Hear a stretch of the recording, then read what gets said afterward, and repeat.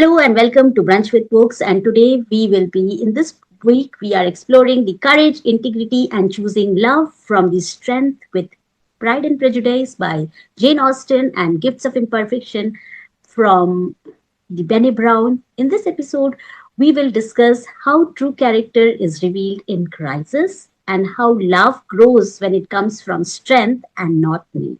So, with this, I will open today's discussion and I'll invite Dr. Geeta for more wisdom from Pride and Prejudice.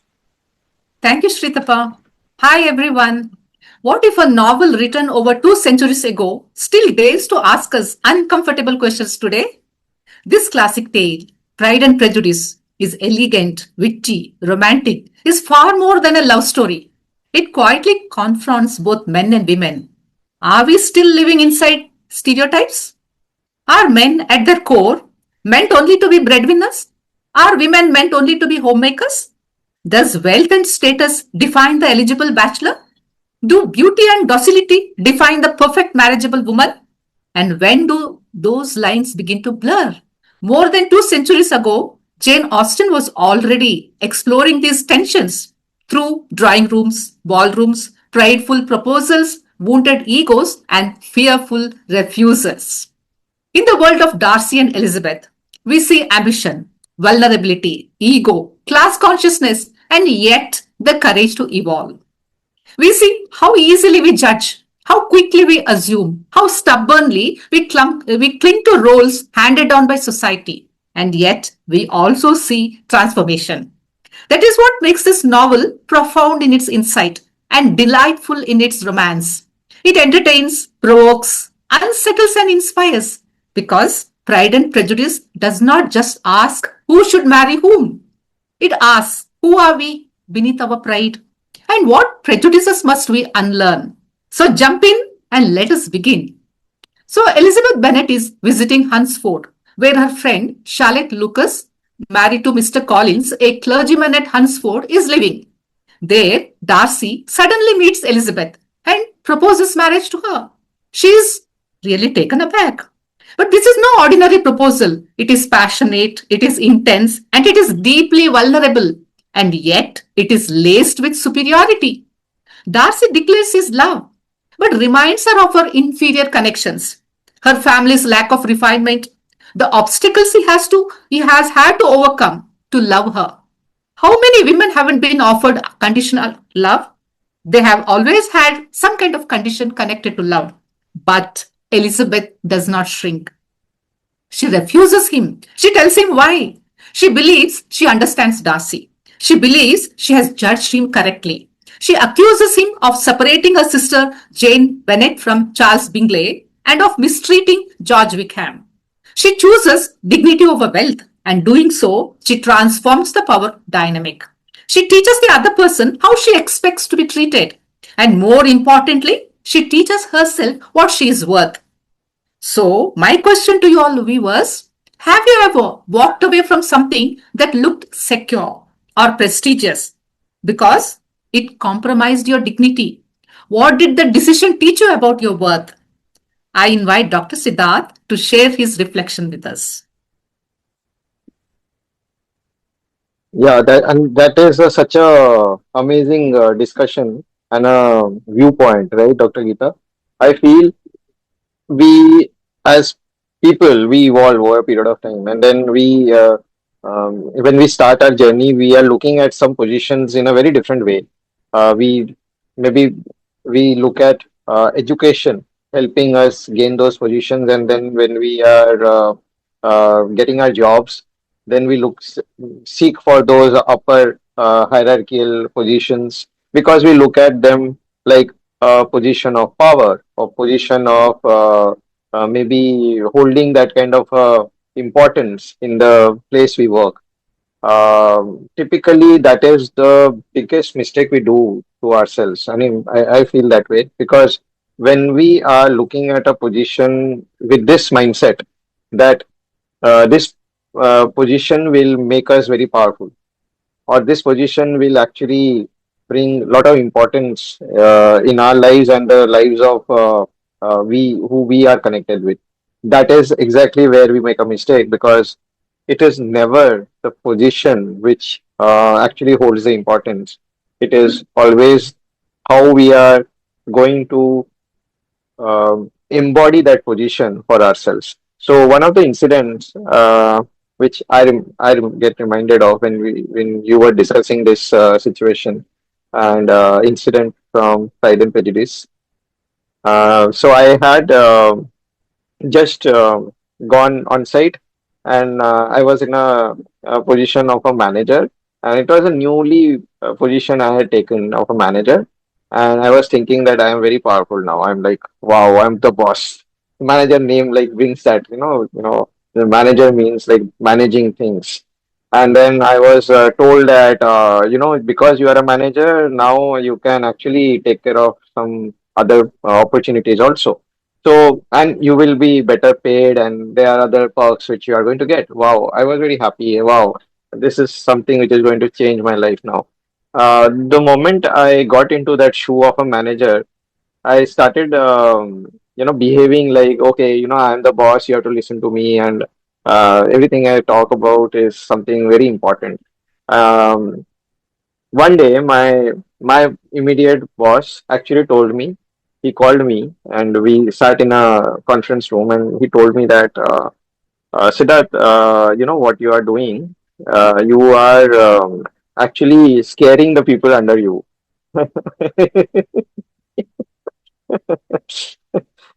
And if you continue to do this, then you will lose this position which you have. I told him, but yeah, I thought this is the position all about. I have power now, and I can be the boss, and I can actually prepare the next team like that. So he said, yes, you have understood it in one way, but there is another perspective to it, that if you don't work with your team together, and your team is always scared of you, then they will never grow. They will be all under your shadow, and they will never be able to think independently by themselves. So that is one big lesson which I had got from him, and I also had this fear that I will lose this position which I had got so proudly. I would actually, I feel that it was one of those decisions which I was having a fear of and also a love of. So it's like a mix of things which were going in my mind. And like, okay, I cannot be a boss, but then I can be a friend. I can be a good team manager. I can collaborate more, and I can bring more ideas on the table. This was the other shift which has happened initially only, because of which I started talking to the people, not only the peers but even the team members in my team, with a lot of respect, and that kind of shifted the whole thing, because the moment you start giving respect to somebody, they also start opening up to you, and that has happened to me since then in the very early days, and I have been able to build relations which are timeless now. Like I have connections, quite long connections, which have still stayed with me. I feel this incident relates to that thought that I had a position and I had to lose it. Now, what was the choice I would take? Whether I'll lose it or I'll retain it. I think my fear was, if I lose it, then I will go back to where I started from, and I didn't want to do it. But I evolved, and I managed to take care of both the things. Like choose it, but then with a better intention and a better thought in my mind and mindset in my work area. So, with that experience sharing, I give over to Shitapa. Continue. Thank you. Wow, that is amazing start. Very, very insightful and deep. And yes, changing mindset is a very important thing. Like if we are in such a situation, then what should we do? Either we leave something for good, or we evolve. So this, growth is what we choose. And I would like to add mine is like I was working for one of the big MNCs that time. I started my career there, and I was promoted. So I was promoted, and I think my rating was highest that time. I was called in a room and informed that I have got the highest rating, and I'm not supposed to disclose, even if someone asks me, and I'm supposed to say something lower than what I've been given, so that there is no conflict. among others, and there is no competition uh, to, or consequences I have to deal from others, because I was very young that time, and just I think three or 4 years experience, 4 years experience in the film. So there were seniors who will not take it nicely, is what my leaders felt. So, uh, so the challenge was that I had that week decided that I will resign, and they are trying to convince me that you do not inform that you are being paid well and highest rating and all this. And now I'm in two minds, like what to do. Then I said, okay, I had decided something. I will proceed with my decision. And what I feel is like I want to proceed with what I have decided before. And this has come in between. So when I resigned, yeah, I took a week to think again, and I resigned as I had planned. So they came up with good options and lucrative options, like okay, we will give you long term US projects, and we will file visa for you and you do not go there, and all these things started up with everything good around in the firm, and everything was like I will give you this option, that option came up. So I was like I went back home, I sat with myself, and I was like, no, what is my heart saying? And that time US was a big thing. What they were giving me was long term US and good project, and they confirmed that they will do that for me. But that was just a story narrated. I didn't have the visa in hand. I didn't know which project I'm heading to. So I was like, okay, that is not in hand yet. But what is in hand, what I have decided to move ahead with, that is there. And what I always felt that I don't want to go there. So even if it is very good for others, everyone said that's the best option. When I was saying to my team that okay, I've resigned and this is what they are giving me as an option, I said that's the best option. That's where people want to go, and everyone was going that time. All my friends were going that time. Everyone was going, so everyone was guiding me that yes, you should go, and I was not getting aligned. So what I chose was I will not go, and I spoke to my dad. That dad, this is what everyone is saying that you go, and I feel I should not go. What do you think? So my dad gave a very good example. My dad said, you have one thing in your hand, and there is a bird in the tree, which everyone is saying you may catch it. That's the best bird. If you catch it, your life is golden. What do you want to do? So I understood immediately what he's trying to say me. And I said, okay, then we are aligned. We will not take the golden bird, but we will take whatever is in hand. And that was aligning my heart also. So I said, okay, I will take this, and I will not take the options which they are bringing in now, which is looking very lucrative at the moment. And I walked away saying very humbly that, yes, thank you for the options, but I've made a decision and I'm not taking that. And I still date do not regret my decision. I feel I've done the best decision at that age, and I have cherished the way forward. So that's what was my lessons. Over to you, Sujata, for more insights. Thank you, Shritapa, for that story about corporate appraisals, because this brings us straight into one of the most uncomfortable scenes in literature. We've just, as Dr. Geeta has narrated, that there's a proposal. Darcy proposes to Elizabeth Bennet. The proposal should be romantic, but instead it feels like a performance review. In Pride and Prejudice, Mr. Darcy, he declares his love, which he also explains why Elizabeth is inconvenient, ill-advised, and beneath him. It's romance with footnotes. And Elizabeth does something radical. She says no, not because she doesn't care, but because she cares enough about her own self. This moment becomes even clearer through Brené Brown and the gifts of imperfection. In the guidepost, Cultivating Gratitude and Joy, Brown introduces the idea of the scarcity mindset, the fear that we are not enough and will never have enough. Scarcity whispers, take what you can get, don't be difficult. This might be your only chance, and scarcity makes us settle.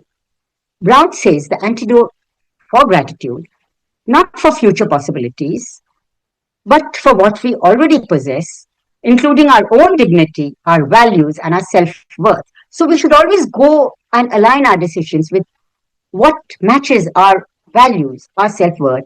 And that was beautifully brought out by Shritapa in her story.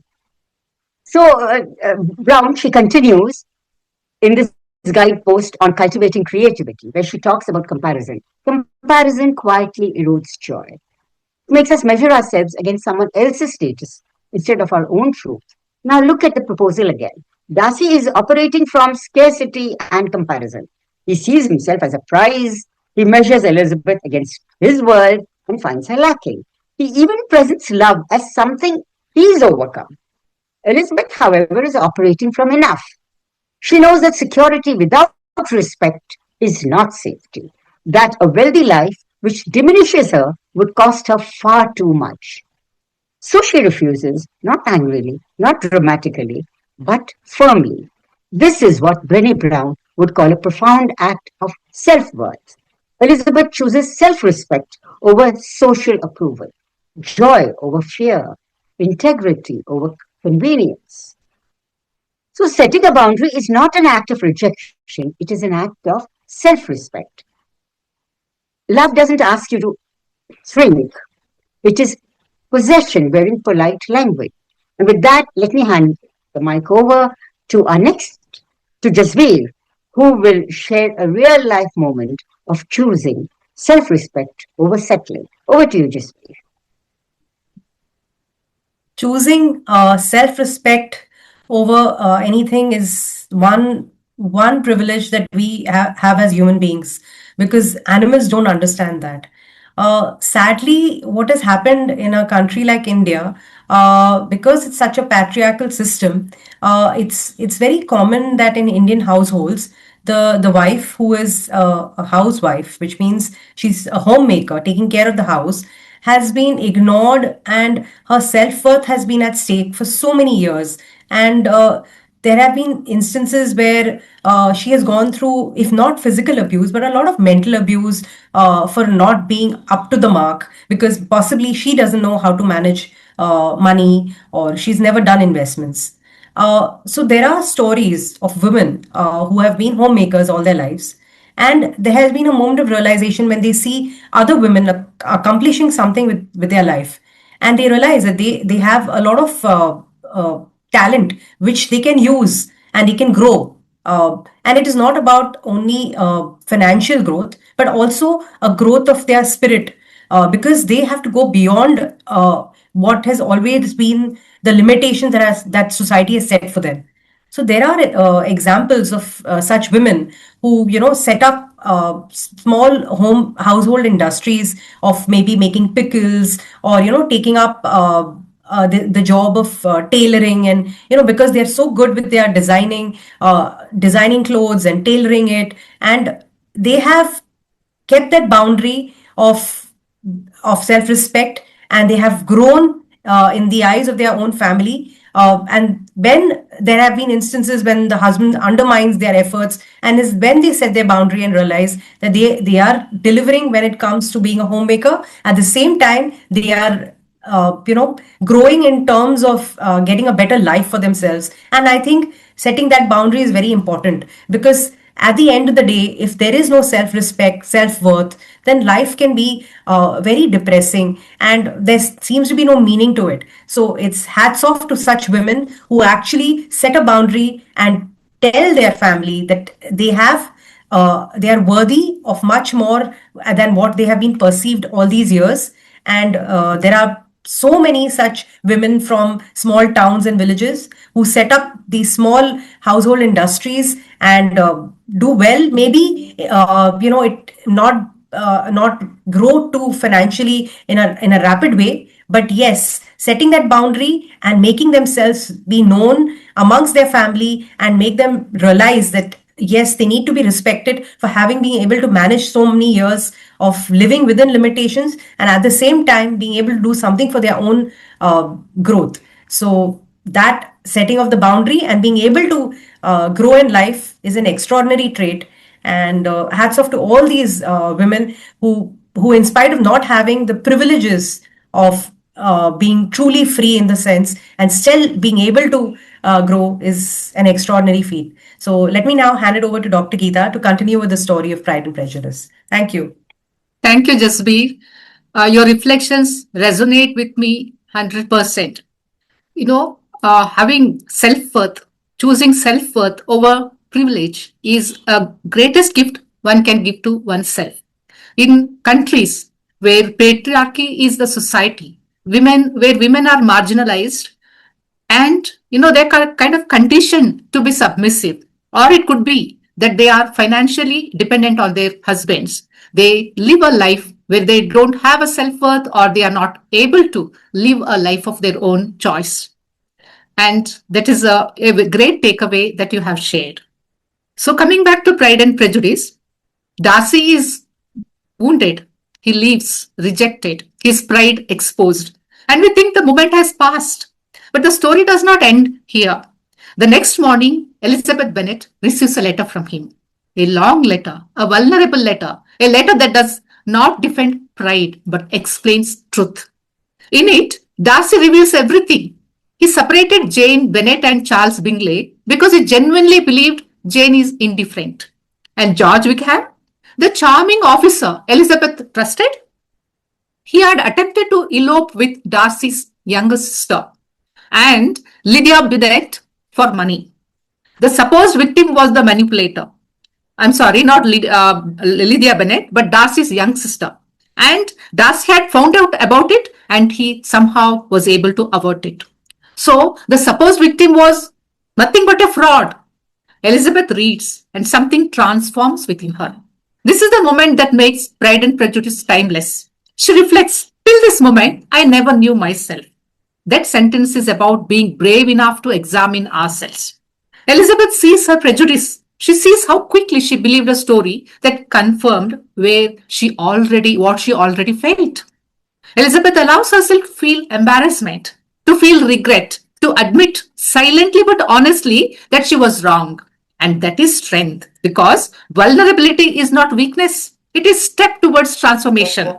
Meanwhile, Darcy transforms too. His pride has been shaken, his arrogance exposed. For the first time, he sees himself through Elizabeth's eyes. He learns humility. He begins to act not from superiority, but from acceptance. Both are transformed by love, by the truth about themselves. So, empowerment is not about winning arguments. It is about evolving. It is about having the courage to say, I misjudged. I can do better. That is the power of this letter. It does not just reveal facts, it becomes a mirror. And both Elizabeth and Darcy choose to look into it. And that choice is where awareness begins. So, my question to you all viewers, have you ever been certain you were right, only to discover you were seeing only part of the truth? When that realization came, did you defend your pride or allow yourself to grow? I now invite Dr. Siddharth to share his reflection with us. Wow, another hard-hitting story which you shared, Dr. Gita.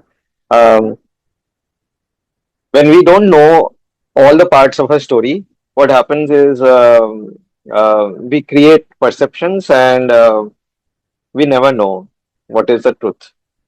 Because half truth is like a sin. Knowing a half truth is considered as a sin, and even in our religious books, it has been mentioned that a hard hitting half told truth is dangerous than a lie, and that is what we are actually talking about right now. So basically, if you don't know the full story, then it is better to not know the story.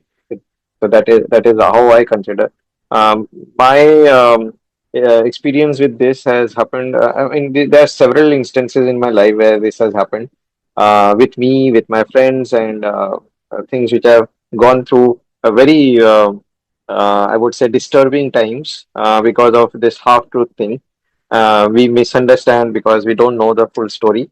And it's always told this that never judge a book by its cover, and the cover is only one part of the truth. That is what it is. So how I have been impacted by this is in my childhood there was um so one of the incidents which I am sharing right now is a very close one from my personal experiences, where my grandmom actually was planning to come to our place. I've been born and brought up in Dehradun, so she used to live in a place near Kolkata, a village called Ulubadia, and she had to travel from there to our place, and she was, and those times we didn't have phone or anything.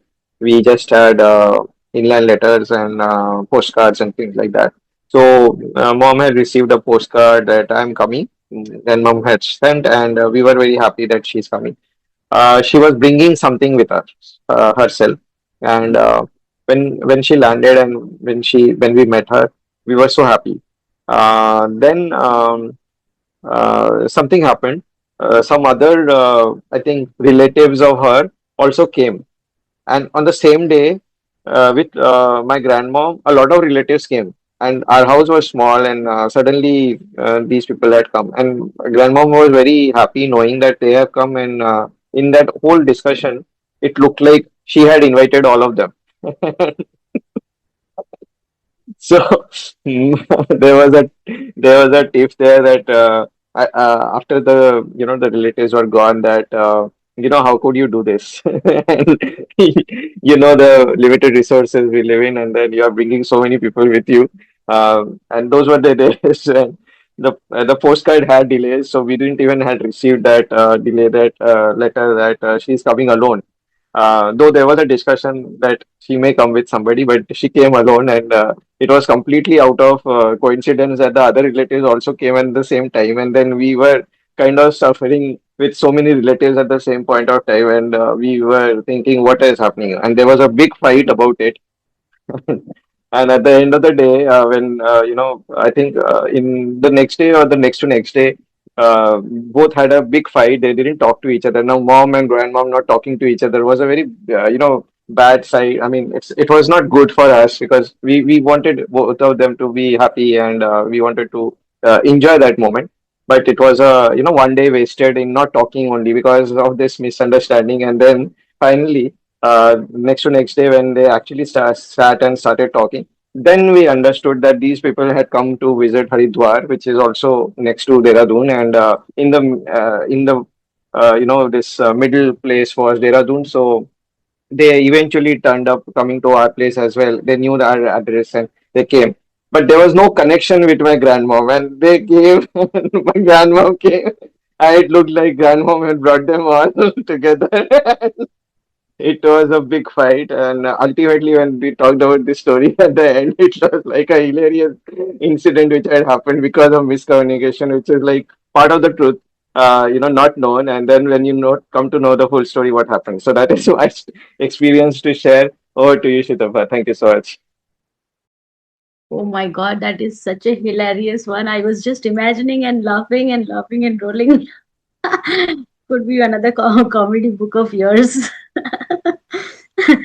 But yes, I agree. If there is a misunderstanding, then it can lead to something really, strange. It can be hilarious like yours, or can be very, very severe misunderstanding and take it in a different direction. So I have faced something like, while in the creative world, we all have our own perspective. We have our own style of working, own perceptions when we collaborate and work. So one of the situation was that somebody had some misunderstanding about me in the team, and I had joined the team as a last member. I had no clue about the team in what had happened before. Why somebody will behave with me that way? So initially there was a lot of importance because the person had invited, and I was like, okay, fine, good. And then suddenly things were like off track, and I was said something on spot, this, that, blah, blah, and I was like, what's wrong? What did I do? Why is it going that way? I'm not even having my lunch on time. I'm not even having my dinner on time. And I'm still getting scoldings and this, that. And I'm like, okay, something has gone wrong. I picked up the call and I informed, like, look, these are all things, okay. But, there is something which we need to figure out. Things are like keeping adding on. and I'm not able to manage it. What is the expectation from me? Like, I have to deliver. So it's okay, this date you have to deliver because we have time crunch. I was like, okay, got it. So whole problem is happening, and whole pressure is building because we didn't speak. We need to do something on that date. That was important. And I have joined in late. So my job was to give it on date. So that was the expectation, and that was building on everything. And it went in a very different direction because things were not planned. It was coming up in the last minute. So when you are not, when you are not clear what you need, and when you do not communicate what you need, things can go wrong. And if you do not restrict in what you want at that moment, and you feel okay, this also, that also will, I think that, then that communication needs to come on time, that we will do this eventually, when, how, that planning needs to be done to make things better. And until we speak, these all things are not understood, and I was understanding her as one crack person, and she was understanding me as another crack person until we speak and understand, okay, we both need something which we were not delivering.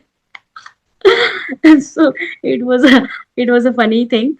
Although no grudges now, but misunderstanding can cook up really something bad, and really spoil the image of each other. So communication is the key to sort out things. Over to you, Sujata.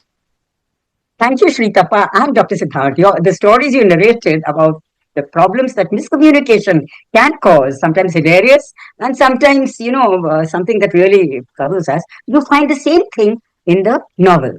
Elizabeth receives Darcy's letter, and then her mind opens up. So she doesn't read it once, she reads it twice.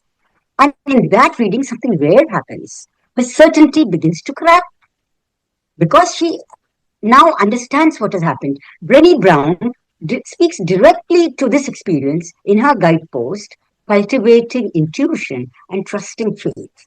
She talks about a deep human need for certainty. We need to know we are right, we are safe, we are justified. Certainty feels so comforting, but Brown warns us. It can also silence intuition. When we encounter information that challenges our beliefs, our instinct is to reject it. It hurts, threatens our identity. So we defend the story we know, even when it's incomplete. Now watch Elizabeth. Darcy's letter contradicts everything she believes. The easy path would be to dismiss it, tear it up, protect her pride, but she doesn't. She sits with the discomfort, rereads, and reflects on it. Then comes the extraordinary moment of honesty. She feels absolutely ashamed of herself. And now, Brenny Brown, she makes it clear that this is not self attack.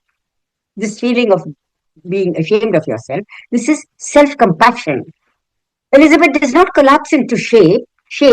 She does not say, I'm terrible. She says, I was mistaken.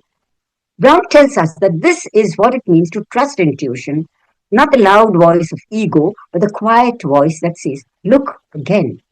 This requires courage because it is easier to be certain than to be curious, easier to defend than to revise. But this is where growth begins. Pride softens, awareness begins. Elizabeth trades the comfort of certainty for the courage of truth. And in doing so, she becomes more fully herself.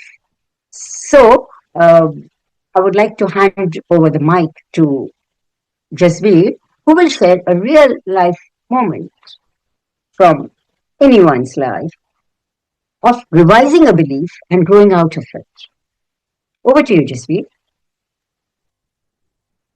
Yes, Sujata. There are a number of real life examples, and a very, very important example is about the belief that about women being the weaker gender. I take this up because, again, in India, being a patriarchal system, women are not giving those opportunities.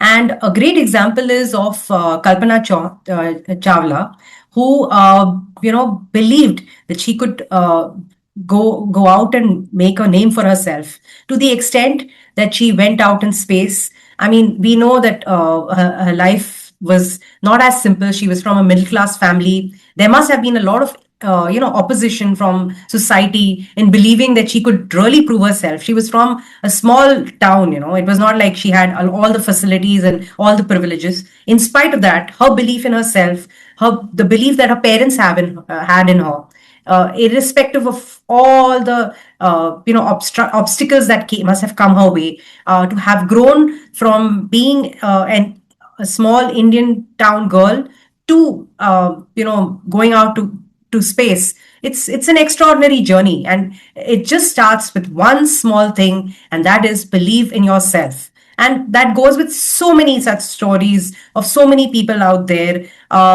We have so many sports people who actually have had a lot to they have a lot of obstacles in their lives, a lot of opposition, and in spite of that, they've grown and they've proved themselves. And these are the people who prove that just that little self belief can outdo everything in this world. And that is exactly what both these stories are telling us about: the belief in ourselves, believing in having that faith in ourselves, and to be able to grow and surpass all the obstacles in life, and being able to prove ourselves. And there's nothing that can stop us. The only stopping is the belief that I can't do it. The minute we say I can, I will, there's nothing to stop us. So yes, that's my take on this, and I hand it over to Shritapa to conclude today's session. Thank you. That was very powerful, and that was very, very inspiring, Jaspreet.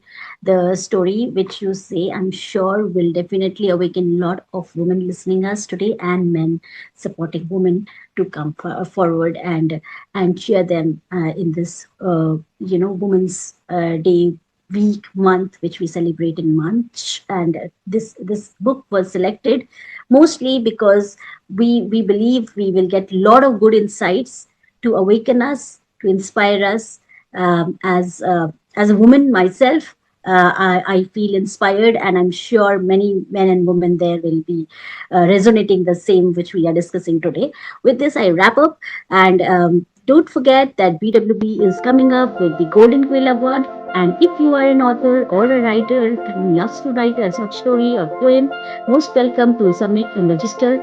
The links will be shared in the YouTube channel, Instagram, BWB Brunch With Books is there in Instagram and YouTube channel. Follow us, register the link. It's a free registration, so welcome. And I will be seeing all the winners on the other side. So with my team, Tata, bye bye, take care.